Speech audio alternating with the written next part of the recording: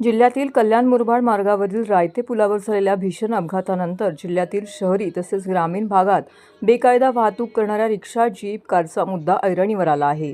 यातील अनेक वाहन चालक क्षमतेपेक्षा जास्त प्रवाशांची बेकायदा वाहतूक करण्याबरोबरच वाहनही भरधाव वेगाने चालवत असल्यामुळे अपघाताची भीती व्यक्त होत आहे। याकडे संबंधित विभागाचं मात्र दुर्लक्ष होताना दिसून येत आहे। जिल्ह्यातील कल्याण मुरबाड मार्गावरील रायते पुलावर सोमवारी सकाळी प्रवासी कार आणि सिमेंट मिक्सर वाहनांची जोरदार धडक बसून अपघात झालाय।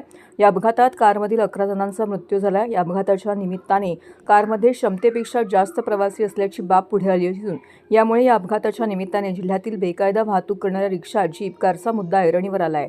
ठाणे, कल्याण, डोंबिवली, भिवंडी, उल्हासनगर, अंबरनाथ, बदलापूर या शहरी भागांसह टिटवाळा, शहापूर, मुरबाड, भिवंडी ग्रामीण, कल्याण ग्रामीण या भागात अनेक जण शेअर रिक्षा, कार, जीप अशा वाहनाने प्रवास करतात।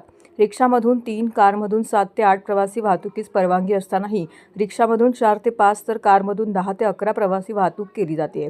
विशेष म्हणजे क्षमतेपेक्षा जास्त प्रवासी वाहनात असतानाही चालक वाहन वेगाने चालवत असून यामुळे अपघाताची भीती व्यक्त होते। यापूर्वी ठाणे स्थानकाजवळील गोखले मार्गावर क्षमतेपेक्षा जास्त प्रवासी वाहतूक करणाऱ्या रिक्षांचे अपघात होऊन त्यात प्रवाशांना जीव गमवावा लागला आहे। सातत्याने असे अपघात होत असतानाही संपूर्ण जिल्ह्यात अशी बेकायदा वाहतूक बिनदिक्कतपणे सुरू असल्याचं चित्र आहे।